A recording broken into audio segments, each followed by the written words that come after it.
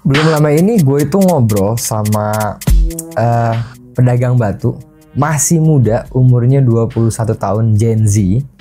Dan dia memaparkan sedikit kekhawatiran yang menurut gue cukup on point dan menarik. Dia bilang, Om Adam, dia manggil gue Om Adam. Om Adam, sekarang itu anak-anak muda jarang banget yang suka batu.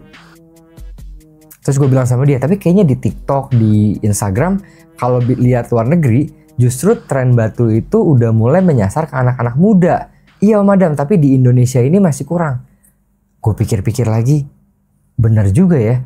Coba teman-teman perhatikan ya di sekeliling kalian. Yang suka dan hobi batu di Indonesia itu biasanya umur berapaan sih? Coba sambil komen di bawah ya. Anyway, selamat datang di channel Adam Harits. Coba kita bahas lebih lanjut soal fenomena ini, oke?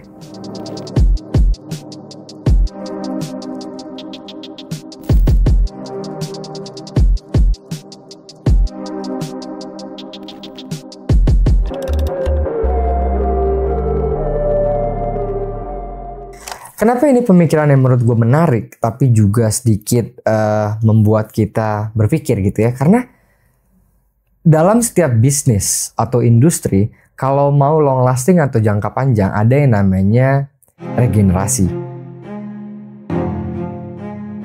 Dari generasi tua atau generasi lama, berlanjut ke generasi berikutnya, dan terus menerus sehingga industri ini bisa berjalan sampai ke tahun-tahun berikutnya gitu kan. Tapi di Indonesia kalau ini tidak terjadi, ya juga nanti siapa nih anak-anak muda bakal suka batu atau enggak? Coba lu lihat, bener gak sih? Ya kan anak-anak muda sekarang nggak banyak yang pakai batu, nggak banyak yang bahas batu, dan bahkan nggak banyak yang ngerti batu. Bahkan ngomongin berlian aja, itu cenderung trennya sepengetahuan gue ya, udah orang-orang yang mungkin kepala 3 ke atas. Gue nggak tahu ya kalau mungkin di industri berlian agak berbeda, tapi di batu sih kurang. Nah, usaha yang harus gulung tikar, namun juga ada sekarang ya 1-2 nggak tentu, kas ada ya ada. Dalam beberapa tahun belakangan, omset penjualan batu akik di Bacan, Halmahera Selatan mulai turun drastis. Pertanyaannya mungkin gimana caranya supaya anak-anak muda kita lebih tertarik sama batu? Karena sebetulnya batu ini kan sesuatu yang menarik dan indah dengan warnanya yang beragam, jenisnya yang beragam, tapi tidak menjadi menarik apabila orang tidak paham atau mungkin tidak ada daya appeal-nya, ya, tidak ada appeal-nya gitu kan. Gue lantas berpikir, kenapa di luar negeri anak-anak muda mulai main batu, mulai suka batu? Yang paling utama gue perhatikan dan gue temui adalah desain yang ditawarkan di luar negeri baik oleh seller atau pecinta batu permata itu cenderung lebih mengikuti perkembangan zaman dan tren. Nah itu yang gue lihat jarang terjadi di Indonesia. Coba lihat cincin-cincin batu. Rata-rata cincin batu itu model-model yang mungkin lebih cocok digunakan sama orang-orang kepala 3, 4, 5 ke atas. Ini kalau dari sisi laki-laki khususnya ya. Perhatiin deh, jarang banget ada cincin yang modelnya itu cenderung mengikuti fashion. Karena jangan lupa, selera orang-orang dulu dan selera anak zaman sekarang itu beda banget. Ya, gue itu pernah dalam satu acara online meeting gitu, bukan meeting ya, live di Instagram satu kalau gue nggak selalu ingat, gue pakai cincin. Nah penontonnya kebetulan saat itu anak-anak muda gitu kan, kebanyakan perempuan. Gue tuh wah, Bang Adam itu mah kayak om-om cincinnya, gue digituin. Padahal menurut gue saat itu kayak cincin gue keren-keren aja, ya kan? Nah gue jadi pikir benar juga, ini jangan-jangan ini menjadi salah satu penyebab kenapa anak-anak muda tidak begitu tertarik. Karena modelnya yang udah agak ketinggalan zaman bagi mereka, serta harganya yang tinggi. Kenapa nggak coba pemain batu sekarang ini berinovasi dari segi model perhiasan cincin yang mereka jual? Coba lihat di Pinterest ya, dan di Instagram orang-orang luar, TikTok. Lihat deh model-model cincin itu menarik bagi anak-anak muda karena modelnya simple. Anak-anak sekarang demennya simple-simple. Selain itu terlihat seamless, mungkin costnya juga lebih murah dibanding yang terlalu banyak taburan entah berlian, zircon dan lain sebagainya gitu ya. Itu menurut gua boleh menjadi perhatian. Nah, jadi meneruskan kekhawatiran dari si anak muda ini, ya nantilah gue nggak spill sekarang namanya siapa.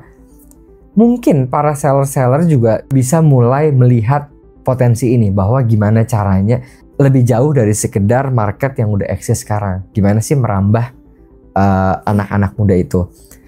Adik gue, Bilal itu, namanya Bilal. Dia masih kuliah, dia sekarang lagi mau bikin brand cincin buat anak-anak muda. Dia berdua temennya, dia berjalan, terus belum lama dia ngasih unjuk ke gue sampel yang dia kerjakan seperti apa. Sumpah menurut gue itu out of the box banget ya. Ini konsep yang menarik. Kalau lo lihat, mungkin lo akan mikir, buset kayak begini, ini yakin nih orang mau pakai cincin kayak begini. Kata dia, orang pakai justru yang kayak begini. Lo tahu modelnya? Agak sedikit abstrak. Batunya itu dia pakai batu asli ya, batu opal kalau gue nggak salah dan safir. Kecil, batunya kecil, mungkin 0,5 karat sampai 1 karat. Tapi dibalut dengan desain cincin yang unik dan dipakai itu nggak kegedean di tangan. Nah ini mungkin bisa menjadi inspirasi juga gitu kan buat teman-teman, bahwa kalau kita mau menjangkau market anak-anak muda atau menciptakan minat pada anak muda, kita mesti mengikuti atau berpikir seperti mereka ya. Kita bisa switch yang tadinya fokusnya hanya di batunya saja, mungkin bisa dibuat sederhana, batunya mungkin yang lebih kecil size-nya, tapi modelnya dibuat yang lebih mengikuti tren. Ya itu menurut gua. Penurunan minat masyarakat terhadap penjualan batu akik. Hal tersebut juga berimbas pada harga jual. Normalnya batu akik dijual Rp100.000 per batu, namun kini dijual seharga Rp25.000. Berikutnya yang nggak kalah penting selain dari produk yang ditawarkan, ya artinya evolusi produk yang ditawarkan, sangat penting menurut gua adalah para seller batu mesti mulai lebih sering edukasi, ya kan? Sekarang platform edukasi itu bisa menjangkau banyak orang. Jadi gunakanlah platform-platform media sosial kalian bukan hanya untuk live jualan, tapi untuk mengedukasi. Apa itu batu? Kalian nggak usah malu. Jangan pernah malu atau merasa, aduh gue belum cukup ilmu, gue belum cukup pintar, gue belum cukup paham. Enggak. Justru dengan lo buat edukasi, kalian itu juga sambil belajar. Karena kalau kita mau mengedukasi orang, kita juga mesti belajar. Ketika kita belajar, kita juga nambah pengetahuan. Itu yang terjadi dengan gue. Lu jangan kira gue ini ngerti segala macam. Enggak, gue kalau mau buat video soal batu, gue belajar. Gue baca lagi, ya gue ingat-ingat lagi supaya apa, penyampaian gue bisa benar, tepat, dan dapat dimengerti. Itu juga berlaku untuk kalian. Baca, belajar. Sekarang banyak pengetahuan tentang batu di mana-mana bisa didapatkan. Sampaikan itu ke market kalian. Ya, karena kalau kalian mengedukasi, bukan nggak mungkin banyak orang-orang baru yang nggak paham jadi tertarik, khususnya anak muda. Kenapa anak muda? Karena anak muda cenderung lebih ingin atau curiosity-nya jauh lebih tinggi. Dia pengen belajar, ya kan? Kasih pemahaman bahwa batu ini nggak seperti bayangan dia, hanya sebatas batu-batu buat orang-orang tua, ya kan? Sekarang kalau kalian lihat aja di internet, kalau ngebahas batu akik, itu komennya orang-orang tuh sedikit mencibir, sedikit underestimate. Padahal batu akik itu kata siapa hanya cocok untuk orang tua? Enggak. Kalau didesain sedemikian rupa, itu akan sangat cocok untuk anak muda. Gambar yang abstrak misalnya, ya kan? Gambarnya bermacam-macam, warnanya, coraknya juga macam-macam. Itu bisa banget di craft sedemikian rupa sehingga masuk ke market anak muda.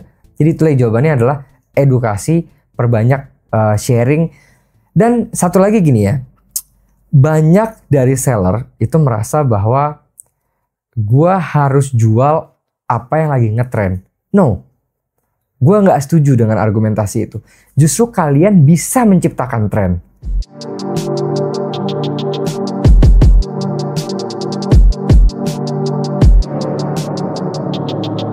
Dan ini sudah gue temui di beberapa seller-seller online yang masih muda-muda. Contoh paling simpelnya adalah batu-batu langka.